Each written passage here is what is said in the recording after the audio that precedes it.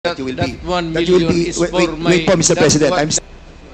million President. I is still for have. my- I still have the floor, Mr. President. upkeep Excuse for me. my As much- medicine.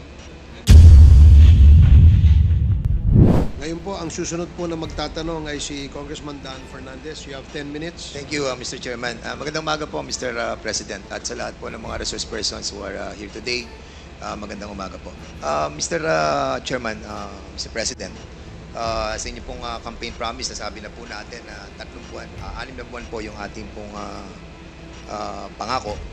Pero umabot po ito ng 6 na taon. At dito po sa 6 na taon na to ay naganap ito pong mga allegation of the extrajudicial killing.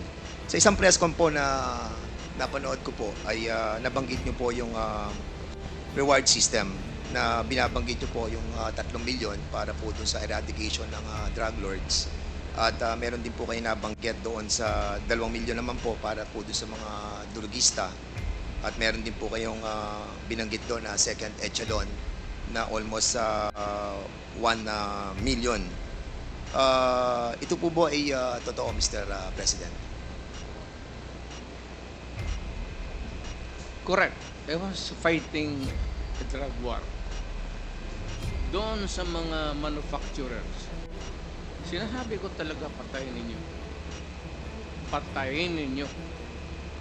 Huwag na ninyong, basta maabot na ninyo dyan sa factory na nagluluto ng Cebu, patayin ninyo. Yan ang utos ko. And I assume for responsibility. Okay, Mr. President. Yung mga nasa labas na naglakad, nanhuli, hindi yun. At yung actual nasa factory, sabi ko, ubusin nyo lahat. Lalo na yung mga aliens. And this happened in my city And in other cities in the Philippines. and you take full responsibility for this, Mr. President. I will go to prison for that, Mr. Sir. At yun po ay in terms of policy, yun po yung inyong sinasabi. Ito po yung polisiya ng ating gobyerno, and that's the reason why ito po yung inyong pinaninindigan. Correct, Mr. President? Isahin ko na lang, and I will not repeat it. I did it as a matter of principle to protect my country. That is the long and short of it. Kung anong tanong man ninyo. Mr. Chairman, recently lang po, si PNP Chief Marbil ay meron po siyang interview dito po sa, can you kindly show yung GMA News Online number 12. At sinabi po ni PNP Chief Marbil that based on the official PNP data from July 2016 to June 2022, Marbil said that 1,286 officers were affected in the line of duty, with 312 killed and 974 wounded. And at the same time, sabi niya po, Mr. President, Mr. Chairman, that these police officers carried out their responsibilities with dedication and often faced considerable risk to ensure public safety. Many officers endured not only physical harm, but also found themselves entangled in legal and administrative challenges. 214, Mr. President, na mga officers ng PNP faced 352 criminal cases during this period. And according to him, that while the promise of support was made, many officers continued to face consequences largely on their own. Dinagdag pa po niya, Mr. President and Mr. Chairman, that 195 officers were dismissed over the period of 6 years. There are also 398 cops facing dismissal for various reasons. More than 20 police officers are currently in detention right now, Mr. President.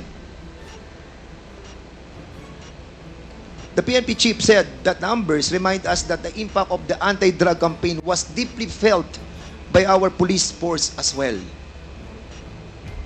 He noted that even as former President Duterte publicly committed to supporting those enforcing the campaign, he said, there is no official record that these commitments were fully realized? I was not asked even for a minute So, to Mr. tumulong and for what a particular purpose. Then I will now make this promise. I will start a fund sa protection ng mga pulis. I'm putting up 1 million. Paghahanap ako, meron akong 1 million. Hindi ako kung meron million lang, magbubula ako, sabihin ko wala. Mr. Chairman, I'll start. yeah, But I'll raise a fund para tulungan yung mga pulis. Mr. President, And I will personally appear in court. Ako mismo ang Mr. mag-defense counsel nila. Mr. Chairman, Mr. President, 2 days ago you have mentioned that wala po kayong pamasahe papunta po dito, and I'm pretty shocked that you have 1 million in your account to help our policemen, and we salute you, Mr. President, for that, and for being honest that you will be. 1 That you will million be. is Wait, for wait po, Mr. that President. one- Mr. million President, I is still for have, my- I still have the floor, Mr. President. upkeep Excuse for me. my As much- medicine and subsistence.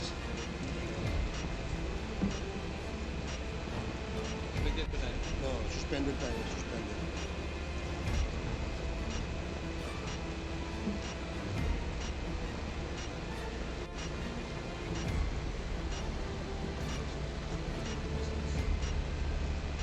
Gastos. Hearing resumed. Again, let me remind everybody to please calm down. Let the person talking finish his sentence first before you interject. Okay? Yun lamang po ang aking paalala sa lahat. Mr. President, Mr. Chairman, yung pong 1 million na ipagkakalob po ninyo will go a long way. And we are very thankful because marami pong mga officers po natin, mga kapulisan po natin na natanggal na po. As a matter of fact, to be exact with that, Mr. Chairman, 195 officers na po itong na-dismiss. Nasira po ang kanilang buhay, nawalan po sila ng trabaho, they were humiliated, their dignity was lost, and Mr. Chairman, Mr. President, that 1 million will go a long way. I will hand to you the 1 Point million of order, Mr. Chairman. before this. Point of order, Mr. Chairman. What is the rule that was violated? What is the point of order of Congressman The Paduano? former president is speaking without the recognition of the chairman. And please, Mr. President, former president, you know the rules. It was read by Chairman Acop. And being a former congressman, you know the internal rules. Let the members of this committee finish the question before answering. That's my first point of order, Mr. Chairman. And I hope the former president understand. Nakalimutan The rules. ko na yun. Yung rules na yun. Oh, I now want you. Hindi Pinapaalala ko po. I'm not, Now again, I am Mr. not- Chairman. Chairman, Hearing suspended. the former president is Hearing speaking. suspended.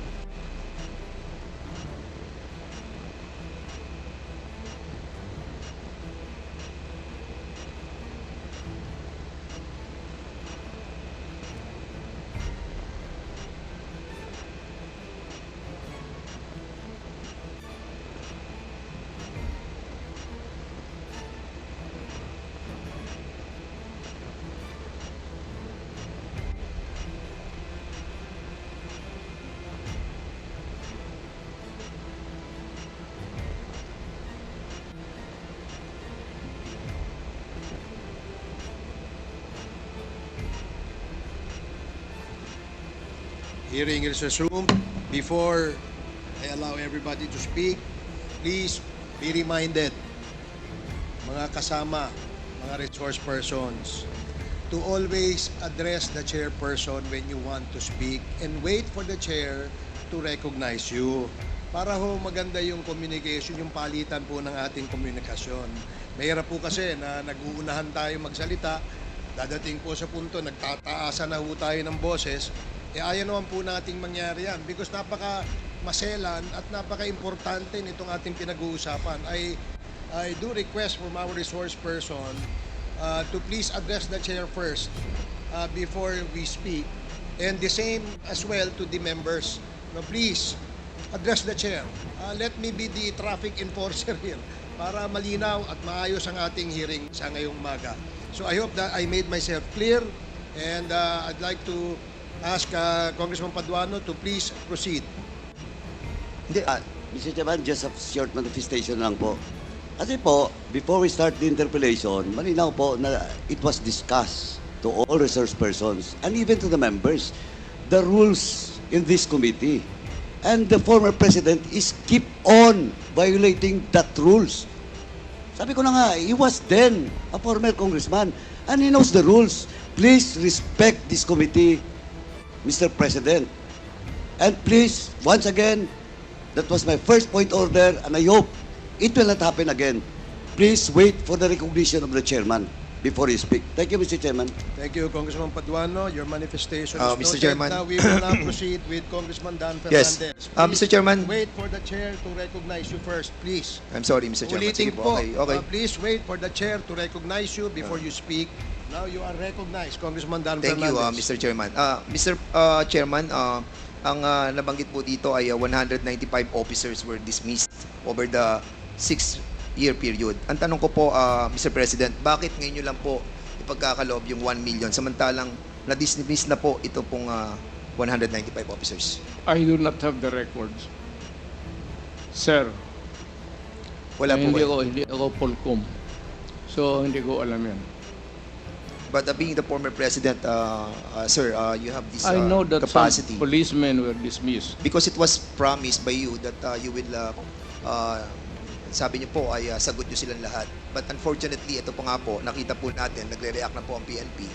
And ang feeling po nila ay they were left alone, Well, Mr. President. if you're citing the records, then I would admit it. Na yun, totoo yan. Yes, I agree with that. Walang problema. Sinabi mo eh. Hindi, I agree with that, Mr. President. But my question is, bakit po natin silang napabayaang katulad po nito? Sagot niyo po sila. Pero 195 man na-dismissed, 398 cops facing dismissal, 1,286 dead, at yung iba po ay wounded. Were we able to help them, Mr. President? Well, alam mo, sir, if you work for a government, there are rules to be followed.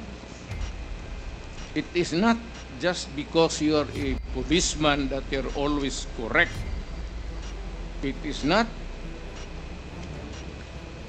safe to say that you are a mayor that you are always correct, that you rule the city by your own.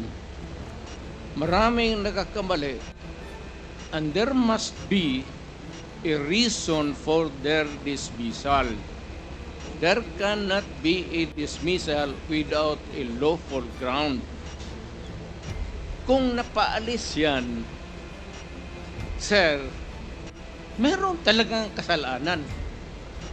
Hindi mo pwedeng basta i-dismiss mo lang yung pulis. But Mr. President, you Pero ako, pro-police talaga ako. Yes. Pinoprotektahan ko talaga ang pulis. I understand, Mr. President. But you made the promise, Mr. President, that sagot nyo sila. Sagot ko. And yun po ang problema natin, Mr. President, Mr. Chairman, that after 6 years, ngayon lang po tayo magbibigay ng tulong para po sa kanila. Hindi. The record will show, Mr. President. Hindi mo, yan ang record. Hindi, walang record ng bigas, pati pera No, Mr. na President. binigay ko What sa I'm trying to pamilya say, nila.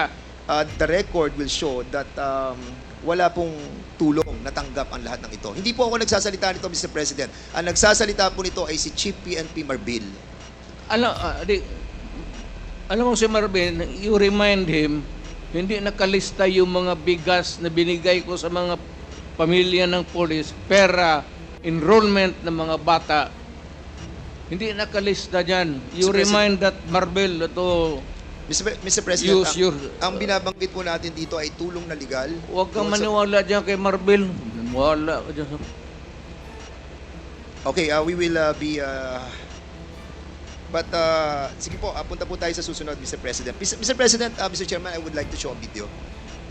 And later I'll be asking the former President to answer some queries from this representation. Hindi, sir, So, sandali lang. Yes, I'm sir. not trying to be smart, Alec. I'm sorry if I'm overdoing. Hindi, it's okay po, Mr. President. No problem po. It's not really, hindi ko sinasadya yun. Opo. I respect I was once a member of Congress. Medyo emotional lang kasi ako basta sa crime na talagang galit ako sa kriminal. We Baka- understand that po, Mr. President. And thank you for that. Pakita lang po natin yung video, Mr. President.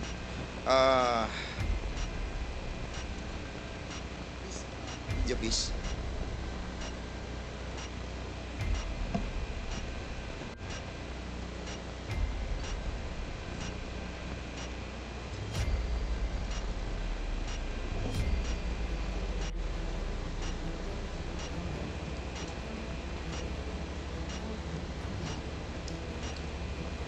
Mr. President, noong August 23, 2016, wait. Noong August 23, 2016, doon po sa Committee on Human Rights and Committee on Justice, binanggit po dito yung reward system. At sinabi po ni former Chief PNP, Gerald Bato, tungkol doon po sa reward system. I want to show this video clip, Mr. Chairman, please. Alam ko po na nabanggit ng Pangulo na magkakaroon ng pabuya ang mga magbibigay ng leads tungkol dun sa mga huhuli natin dito sa droga. Alam ko na humihingi ang ating Office of the President ng mas mataas na budget. Nakausap ba kayo diretsyo ni Pangulong Duterte ukol sa pabuya kung ito nga ba'y 2 million sa bawat madadala ng ating mga kababayan na mga drug pushers? Kasama po ba ang mga pulis dito sa pabuya? Sir. Wala pong pili yan, Your Honor. Kung ang pulis ay involved sa droga at siya'y nahuli, yung informant po ay makakatanggap ng corresponding reward na ino-offer ng Presidente. So nag-usap kayo ng ating Pangulo ukol dyan. Magkano po daw ang ibibigay sa bawat informant na magbibigay ng pangalan ng isang pusher? Meron kasi siyang ibang, kasi busy na ako masyado sa aking trabaho, Your Honor. Sabi niya, meron siyang assistant na magti-take charge diyan sa pagdi-distribute. Basta ang last na nasabi niya sa akin is 5 million yung drug load talaga. Yung malalaking drug load, 5 million ibibigay niya. So depende dun sa kanilang anatomy kung saan yung Kung mas nasa mataas. taas, mas mataas. Pag sa baba, mababa. Ang gusto ko malaman, yung pulis mismo, sa sibilyan, maaari yung 5 million. Sa pulis din ba, makakatanggap sila pag sila ang nakapagtukoy? O dahil kasama yan sa kanilang sinumpang tungkulin, iba naman po ang maaaring ibigay sa kanila? Nabanggit po ba yan ng Pangulo? Nabanggit ng Pangulo yun, Your Honor. Kahit na pulis, kasama doon na makakatanggap sa pera na i-offer niya. Pero sa amin naman, internal, meron kaming ibang reward system, di ba? Meron kaming, bibigyan kami ng awards. Or kung talagang meritorious, pwedeng meritoriously promoted yung tao, mapopromote. Meron po kami sariling sistema. So sa dami ng mga hinuli, meron na bang nakatanggap ngayon ng pabuya? I presume, meron na, Your Honor. Hindi ko lang po inaalam dahil hindi ko nakikialam dahil money matters yan. O sige po. Direkta na kayo kung saan kayo pwede mag-claim. Hindi po ako, hindi dumadaan sa akin. Siguro maganda din na anong tanggapan sa ating gobyerno ang nagdi-disperse niyan? OP? Tanungin ko po si Presidente, Your Honor. Siguro pwede tayong makahingi niyan.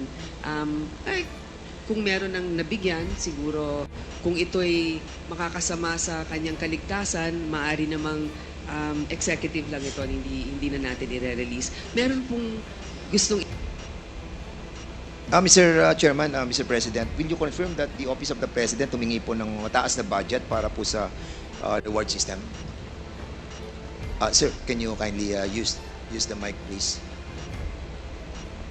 Will you kindly use the mic, please? That's correct. So, You have to spend money for operations, for intelligence.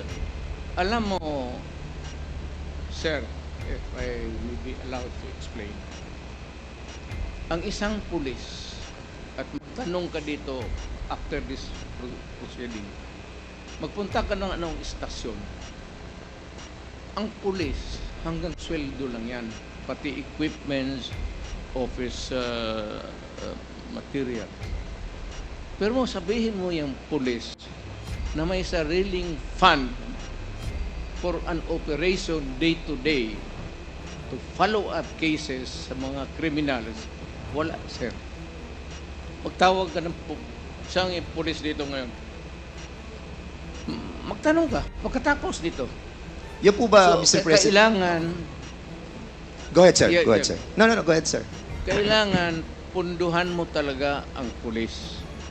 Lalo na if there is a serious crime, kidnapping, ikaw talaga ang pipinance niyan. Walang pera ang pulis na mag-follow up kung saan dinala yung victim, kung they have to spend money or else you end up with nothing. And sometimes pag yung time limit na binibigay ng kidnapper hindi na masunod, pinapatay nila. That's why it's a race against time. Kaya ako, pagka ganito, bas kung na presidente ako, pag yung mga may kidnapping, ako talaga ang nagbibigay ng pera. At ang order ko sa kanila, sir, nandito na lang rin tayo, pag nahuli ninyo, patayin ninyo lahat. Huwag ninyong dalhin sa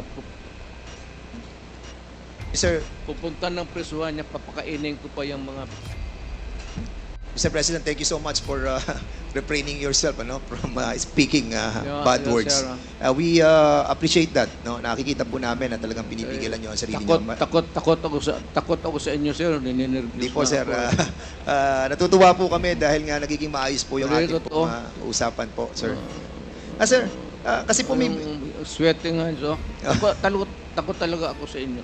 Kami rin po, malamig din po kamay namin dahil Mr. President, medyo nabanggit din po dito ni General Bato during that time that siya po ay tinatanong ni Senator Grace po na sinasabi na sino magdi-disperse doon sa Office of the President. At may sinasabi po si General Bato, sino po ba yung sinasabi na assistant na magdi-disperse po ng pera para sa reward system? Yes. Sino po, Mr. President? Hindi ko na sinong kahiro doon. Kasi may sinasabi po si General Bato na tao na magdi-disperse ng pera from the Office of the President. Sino po yan, Mr. President? Hindi ko na alam talaga. Pagka ganung police operations, actually, it's an official, it's not a hidden item there. Kunin mo doon sa kahira sa baba na police operation. Mr. President, Lahat naman yan police operation. It cannot be funded by, it cannot be, a police operation cannot be funded by private money. That is not allowed by law. pero during the time that you were, during one of your interview, Mr. President, I still remember that you have mentioned that yung pong pera na galing po sa donation ng inyong pong campaign funds will be utilized for the reward system. You mentioned that and I saw the video. And that's a private money, Mr. President. Yes, pero galing sa akin. Hindi na private money. Kasi natanggap ko yan. Nakahawak ko na the money I was holding was already when I was in the official na ako. But in accordance with the rule of COMELEC, yung excess money po na ginagamit po natin sa kampanya must be returned back to the COMELEC, Mr. Chair, to the donors, Mr. Maniwala President. ka nyo. Hindi, yun po sinasabi ng COMELEC, Mr. President. And yun po yung ka sa batas COMELEC. na atin po dapat sundin. Tanungin kita, sinong kandidato nagsauli? Mr. ng pera? President, you cannot ask question. We will be the one asking question. That's why I said, Kasi po kami po, pag nakakatanggap because po, it Mr. President, is I still have the floor. incongruous. Mr. President, kasi po ako pag nakakatanggap, kakaunti lang po yung nabibigay sa ating donation. So kulang na kulang pa po. And we believe that you have mentioned that excess money was utilized for the reward system. Is this true, Mr. Public President? interest. To protect public interest. Kaya nga po, Mr. President, Yes. na-utilize po yun. Yung sa, Yes, correct. Thank you, Mr. President. Mr. President, binanggit po natin, isa sa mga pronouncement din po ninyo, that in no matter, sabi niyo po, that you won't apologize to the thousands of people who died and families who suffered because it is your belief that it's worth killing drug addicts and pushers. Dahil nga sa sinabi niyo rin yung don't destroy my country because I will kill you. Nabanggit niyo po ito, Mr. President. And Correct. would you also agree with me, Mr. President, that there are so many forms and ways how to destroy a country? Again, sir? There's a lot of ways to destroy our country. Is it correct? There's a lot of ways, Mr. President. Maraming paraan para wasakin po ang ating bansa. Oh, of course. Di ba? Hindi lamang po ang pagsugpo sa illegal drugs. As a matter of fact, Mr. President, Rebellion. yes, correct. Yung pong tinatawag po nating economic saboteurs, yung pong mga sumisira ng ating kalikasan, yung mga nagpapasok ng mga illegal, yung mga smuggling sa ating pong mga costume, yung pong mga droga na pinapasok, yung mga illegal na bigas, yung pong mga asukal at iba pa. And at the same time, Mr. Chairman, yung corruption also. And at the same time, Mr. Chairman, ito po tinatawag nating conniving with the different enemies. These are forms and elements in destroying our country. Mr. President, your pronouncement that don't destroy my country because I will kill you. Does this pertains to all of these elements, Mr. Hindi naman. Sir, I was really particularly worried because yung droga kasi ang target yung mga bata. Hindi tayo. Ang droga na distribute dyan sa mga high school, dyan sa mga ano, kung ang next generation ng Pilipino puro durog, puro bangag, at marami nakikita mo dito, mga opisyal natin sa gobyerno, nakikita mo mga bangag eh. Alam mo na kung sino ang bangag. Tinatawag nila. Kaya ako, sir, I'm just being, I was being a father of the city. But talagang galit ako sa kriminal. Yes.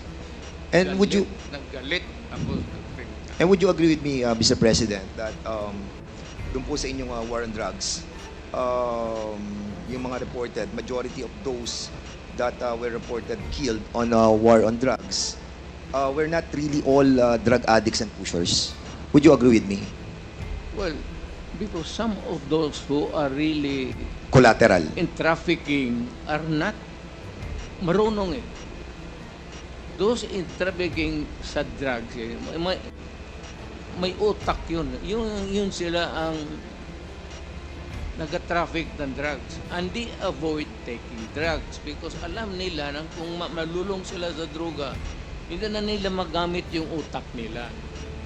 Mr. Kaya, President, yung yes. sinabi nila na hindi lahat drugista, tama yun. Pero ito po ay mga collateral damage. Sabi nga po, shit happens eh. Di ba? Sabi ni Gerald Bato. So, if ever that meron pong collateral damage, meron pong mga shit happens, will you consider this as a failure of the war on drugs? Hindi, sir. I would say that it was a maybe unnecessary death, but a collateral damage is recognized, if not, hindi naman sinasadya eh. Kaya yung in one drug den doon sa Davao City, 4 na Chinese, pinatay ko talaga. Ang problema, may tinamaan na 2 yung nagluluto. Pero yung 4 na in-check na Mr. Chair- talagang pinatay ko. Sinadya ko talagang patpatayin. Mr. Chairman, Mr. President, is that a Admission, yes. admission that you Oo. killed them? Lumaban po sila? Or pinatay nyo silang walang laban? Sinabi ko sa kanila, Hindi, sir, Mr. President, pinatay nyo po ba siya ng walang laban or lumalaban po sila? hindi, lumalaban. Kasi, So- kasi pag raid, siyempre, agawan ng kung anong mapupulot nila, lumalaban, pero I would say that hindi naman lahat malaban na mayroong tit for tat. Meaning to say, kung may M16 yung police, may M16 sila. That would be an impossible scenario. Pero kung lumaban, pasensya tayo. Ako sinabi ko, no mayor ako, do not do it. Do not do it because I will kill you. Kung yung naabutan ko doon, kagaya ng 4 na inchik, talagang pinatay ko. 4 po ba yun or 6, Mr. President? 4 po ba yun or 6? Kasi a while ago you were saying 6 po. 4 lang. 4 lang po. So, pwede po na malaman kung sino po yung mga 4 na po yun. Ano pong pangalan po nila? Alam mo, sir, ang lolo ko Chinese. Baka nga yung isa siguro pinsan ko pa yung... Hindi ko alam, sir. Hindi ko talaga tinanong. Natawa naman ako doon, Mr. President. Dito, sabi ko, ang lolo ko Chinese eh. Lam ang lolo ko. On another topic, Mr. President. Si Garma po ay nagkaroon po siya ng affidavit. At sinabi po niya na meron pong double model na 3 levels of payments. Meron po siya sinasabi sa affidavit niya eh. Ang sabi niya, yung first suspect is killed. Ang binabayad daw po ay 20,000 to 1 million. At sa second level naman po, ang sinasabi niya yung co-plan, yung pong planned na pinapan po yung planned operation. At yung third daw po ay yung pong refund ng operational expenses. Ito po ba sinasabi ni Colonel Garma na pag binabayad dun sa mga namamatay na 20,000 to 1 million, which, by the way, corroborated by the testimony of Tata and Andy, is true? Correct. So, ito po yung namamatay, binabayad po 20,000 to 1 million. Hindi yan, sir. Ganito yan. Hindi, yung po ang tanong ko, Mr. President. Hindi, ganito nga. Sige po. Ito na yung answer ko eh. Sige po. Yung may police operation, alam ng police lahat yan, pinupunduhan ko yan. O ito, for a particular project. Pagka na-accomplish nila yan, sir, may sobra, magsabi ang police officer o lead official, sir, may sobra, hindi na ubos yun. Hindi na yan. For the boys. Yan, sir.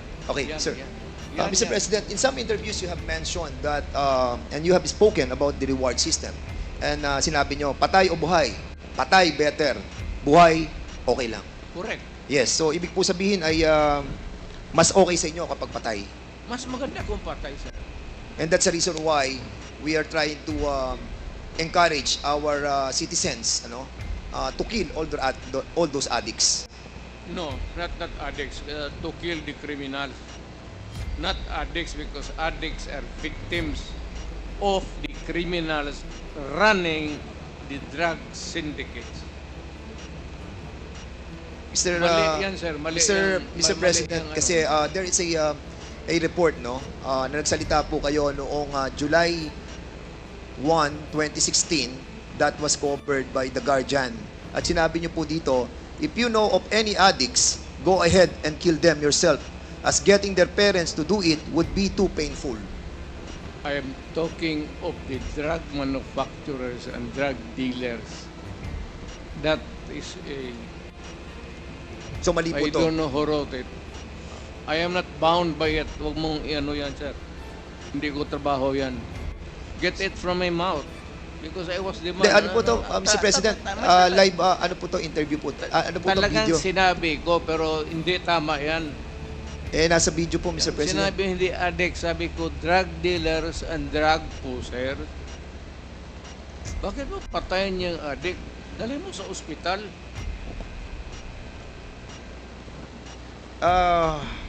Si common sense. Ang polisiya po ng ating pong gobyerno, ng gobyerno nyo, yung pong neutralization, illegal drug personalities nationwide, kailangan po siyang ma-neutralize. And as a matter of fact, ito po ay issued yung Memorandum Circular Number 16/2016. And according to General Gamboa, when I heard it in the Senate, sabi niya confidential po to. At nakakaalam lamang po ay yung mga mga commander. As a matter of fact, yun po sinabi nyo, commander yung mga chief of PNP ng DDS. Bakit po siya naging confidential, Mr. President? Again, sir, what's the question? Bakit po kaya naging confidential yung pong utos na negation and neutralization of all those personalities sa illegal drugs? Standard yan, sir. That is standard. Hindi naman minano ng pulis yan. There is a directive. It is confidential. And if there is a list, it cannot be made public. Not even shown to anybody, pati sa yung mga sa Kasi Mr. President, kung connectivity negation news. and neutralization, alam naman po natin, according nga kay Chairman Abante during our discussion, na ang meaning po ng negation ay patayin, neutralize, patayin. So, is there really an intent to hide this and make it confidential in order the lower ranks ng ating No, kapulisan na hindi po malaman Wala yung akong- inyong kautusan? I will admit na ang order ko yung mga drug manufacturers, pati yung mga big time drug distribution, patayin. Hindi ko, I will not deny it. At kung ako mabalik ako pagka-mayor, dublahin ko yun. And I want to make it clear, Mr. President, Mr. Chairman, that nung panahon po ng ating pong Pangulong, dating Pangulong Rodrigo Roa Duterte, meron po tayong 210,000 na mga kapulisan.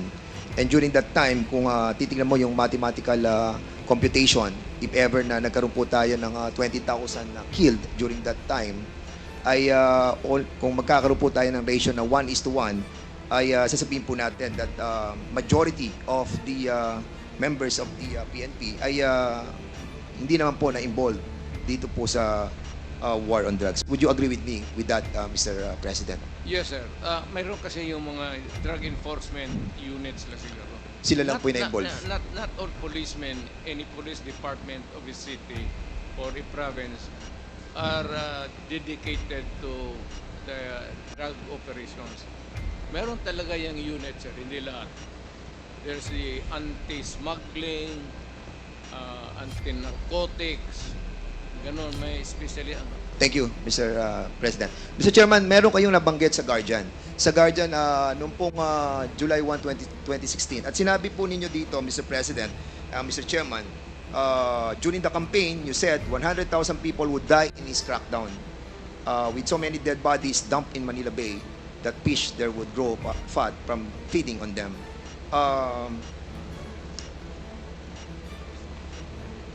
And out of that 100,000 that you have mentioned, ang reported lamang po na namatay is ay almost 20,000 to 30,000. So, were you Kulang. disappointed on this, Mr. Kulang. Kulang? Were you disappointed that it's only 20,000 to 30,000? Sir, kung pabalikin mo ako sana pagka-presidente, I will make up for the yung kulang na ano. Kawawa naman po yung mga pamilya, Mr.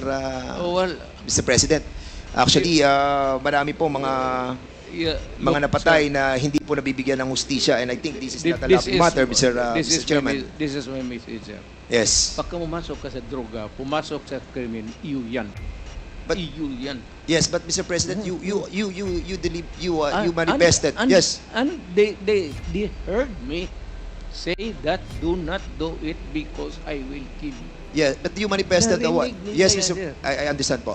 You manifested a while ago that those that were killed during the war on drugs were not all addicts and high-value targets. Iyan ang Kaya hindi po nagmamatch yung... that would be a matter of mathematical ano, sir.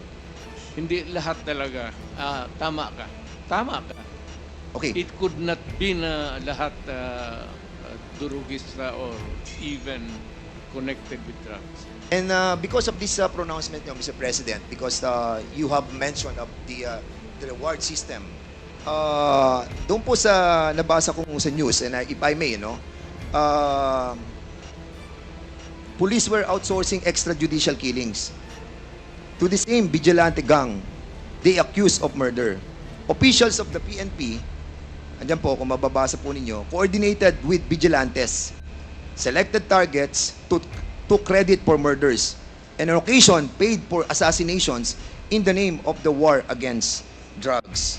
So in other words, Mr.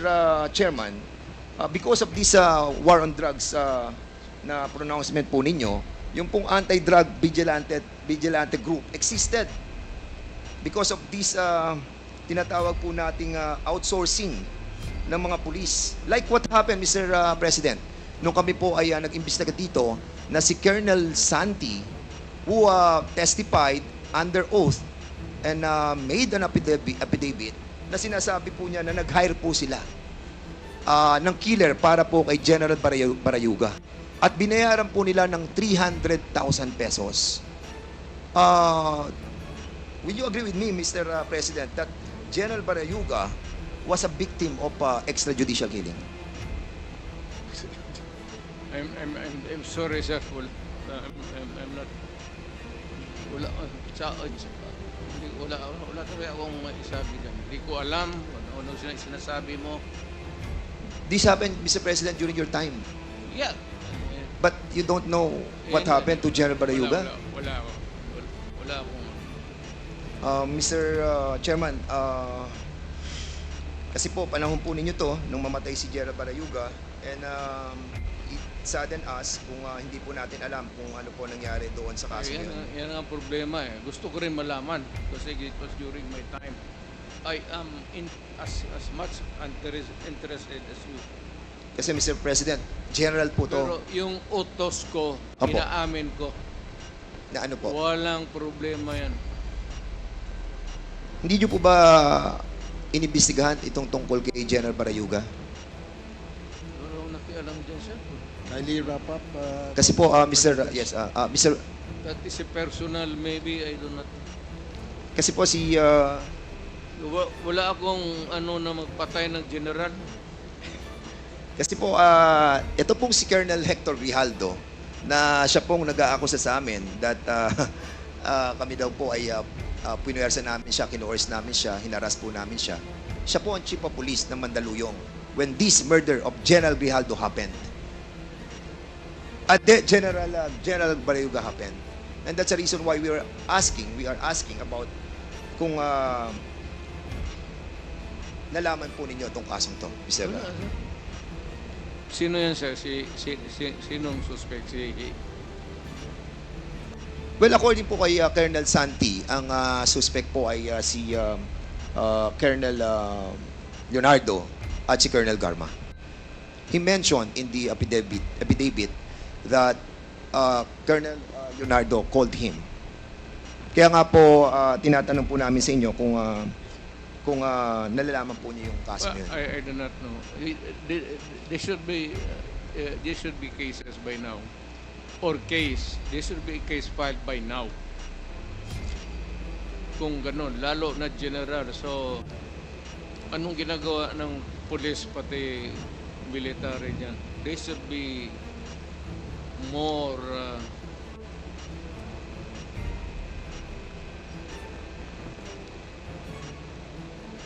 more active. Lalo na yung general.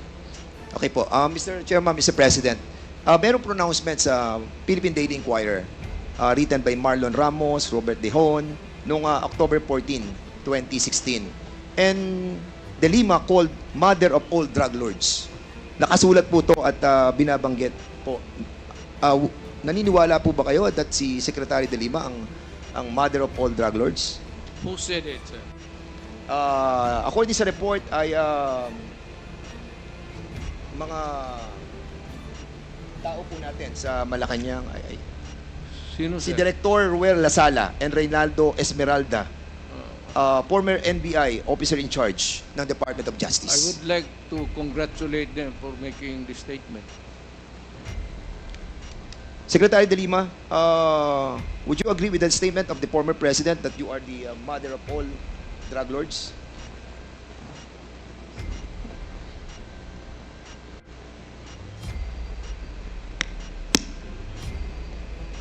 Absolutely false. that is a fictitious, bogus allegation against me. And then they filed cases against me. Kinasuhan po ako nila ng mga kaso tungkol sa droga. Initially, consummated illegal drug trading. Inamend nila into conspiracy to commit illegal trading. 30 kaso yung sinampa sa akin. Absuelto na po ako dun sa 3 dahil wala po akong kinalaman sa illegal drugs. Kasama lang ho yan sa naging propaganda nila. Kasama lang ho yan dun sa mga para meron silang isang figure, a prominent figure, at si Senador De Lima ho yun noon, noong 2016, na doon ang magiging atensyon ng bansa, atensyon ng mundo, na itong babaeng ito ay the mother of all drug lords, the beloved drug trade queen. Ano pong nangyari doon sa mga nag-oposa sa akin, yung mga beloved convicts, mga nung una, yun ang mga sabi nila, kung ano mga sinabi nila, na nag-raise funds ako. Pero kinalaunan, binabawi ho nila yung kanilang mga akusasyon against me. I was cleared of all 3 drug cases. I underwent the whole process. Dumaan po ako sa buong proseso kahit mahirap, masakit para sa akin. Kinulong ako ng almost 7 years na hindi na po nila yan mababalikan dahil sa pagkagalit nung pinaka-mastermind nung pag-persecute sa akin na inimplement nung kanyang Secretary of Justice, si Vitaliano Aguirre, at meron pang mga ibang handlers na siyang mga kumausap dun sa mga nagtestigo against me. So that is absolutely false. That is a slanderous accusation against me. Thank you po. Mr. Chairman, Mr. President, meron po ako nabasa na news observer nung 2017. At ito po news article tungkol kay Las Cañas, who claims he was a former DDS leader and personally killed about 200 people. Sinabi niya po sa Senado, the squad was formed under the guise of an anti-crime unit within the Davao Police. He says, given the task of the team was, he says, given the task of eliminating hardened criminals and later political opponents and journalists critical of Duterte's rule. He alleged regularly took direct orders from sa inyo po about who to kill and how to dispose of the bodies. Las Cañas claims those shocking words, throw them in the ocean or in the quarry, bury them, make sure there are no traces of the bodies, were spoken by Duterte at one of the dozens of alleged meetings with the DDS. The police hit squad was paid based on the value of the targets, he says. So, Mr. President, ang tanong ko po, totoo po ba ang sinasabi ni Las Cañas? Gano'n nyo po ba katagal nakakilala ang taong ito? Storyteller yan, sir. Si Raulo. Pero matagal nyo na po siyang kilala. Pero, police, pero later on, maybe because sa karaming pinatay niya, hinabol siya ng mga kalag. What's kalag in? Espiritu. Ang espiritu ng pinatay niya. Medyo bungog ngayon. May 3 dekada nga po ba siya na nagsilbi sa inyo? Kasi binabanggit niya dito, in his more than 3 decades of service, admitted that he was blindly loyal to the cause and saw his work as a noble form of public service. Mr. President, for a while, we were risking our lives for the welfare of the majority of the people. I felt that I was serving the country for the greater good. Yun po yung kanyang parang naramdaman nung ipinaglalaban niya yung 200 people na kanyang pinatay dahil naniniwala po siya sa nobility ng kanyang sinasabi po ninyo na this is being done because of public service. I am now, Yes, sir. may hero complex yung buang na yan. Sino man maniwala ka ng istorya na gano'n? Meron pa po siya sasabi, Mr. President. Ito, last na po to, na sinasabi niya. He tells one particular incident. No? Medyo worrisome po ako talaga dito because meron po kayong binabagat against this. That has given him nightmares for years. In 1996, Las Cañas and his team were ordered to kill an alleged criminal, his pregnant wife, and his 4-year-old son, who were all in the same vehicle at the same time. I attempted to rescue the 4-year-old boy. Las Cañas claim. But according to our team leader, since the boy had seen our faces, he could recognize us in years from now and identify us. It was on the personal order of Duterte, he claims, that they disposed of the family. Mayor Rudy approved the recommendation of our task force commander in front of us to erase, meaning to kill everyone. That was his specific order, that he okay with it, provided it would be clean. Sir,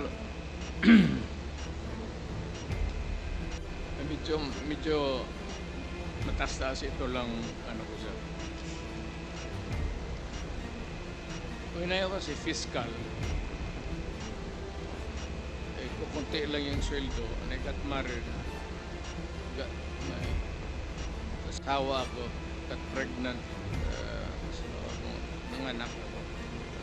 So, short yung income ko. Nagturo ako to augment my income sa Police Academy sa Davao City for about almost 7 years while I was a prosecutor. Wala akong tinuro na ganun sa kanila.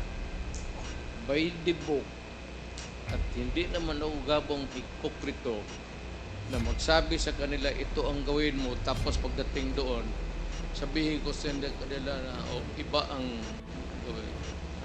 That's a very complex thing to do kung ako ang tinutukoy mo sa pangyayari niya. I cannot imagine myself teaching criminal law sa Police Academy doon, pagkatapos iba ang sabihin ko sa kanila sa likod. How? Mr. President, if I may, no? Sinabi rin po ni Las Cañas dito that kayo raw po yung Lord of all drug lords. Ano pong masasabi niyo po dito? Ano po? Kayo daw po ang Lord of all drug lords. I cannot. Ikaw, alam mo man ako, sir. Papabili siguro ako ng mga aspirin, gano'n, pero Paki-explain po properly, Mr. President. Hindi po namin masyado maintindihan. That's hindi your last ako question. dadating ng pagka-presidente, sir, kung gano'n ako. Sir, can you kindly tone down your voice? Oh, yeah, yes. We're just trying was to... just no, emphasizing Mr. President, the we're just point asking na that to clarify alam your ng statements. Pulis, alam ng lahat ng tao ng Pilipinas, mayor ako, hindi ako dadating ng pagka-presidente kung ganun ako katurpe. Hindi, sinasabi That's your lang po last namin, Mr. question, President, Congressman kung Fernandez. kayo po yung Lord of all drug lords na sinasabi po ni Arturo Las Cañas. Yung po ang tinatanong ko. Mr. President, okay. Lastly, Mr. President. That's your last question. Yes, Again, last na po to. Congressman Dan Fernandez. Mr. President, meron po kayo sinabi nung 2016 sa interview nyo po that you have planted evidence during your time as a fiscal. Is this true? Hindi po totoo. That's garbage, sir. So yung pong nasabi nyo sa video, hindi po siya totoo. Alam ng mga pulis yan. Yung planting of evidence. Hindi talaga ako. Kasi Mr. President, yung po yung napanood ko at sinabi nyo po kasi. Kaya kami naman po ay, we are basing on the video that we have seen at nakita po namin yung sinasabi nyo na nagpa-plant po kayo ng evidence and we wanted to find out. Kasi yung pronouncement nyo po was construed by the members of the PNP organization that they can do freely the planting of evidence. That's illegal. And I said I was teaching them criminal law. Yeah, but the problem, Mr. Criminal President, evidence. is your announcement or your pronouncement that you have done that, yung sa planting of Kung evidence. hindi yan sa libro, sir, na tinuro ko, hindi totoo yan. Siguro, ipakita lang po natin yung video. Yung last na po to para at least election days. We planted evidence. We arrested persons, but we released them. But telling him that it was this person who squealed on him. And then we, when he goes out but killing, then we said that it was this fellow who really did it, who did you in. We first planted the intrigues so that we would know where they were from, where they came from. It was not until I was the favorite whipping boy. So, Mr. President, hindi po totoo yan nasa video po. Ano po, Mr. President? Totoo yan. So, nagpa-plant po talaga kayo ng evidence? Well, that was a part of the strategy as a mayor and as the leader of the law enforcement agency in the city. Thank you, Mr. President. At maraming po salamat, Mr. Chairman, and I'll be yielding back my time. Salamat, Congressman Dan Fernandez.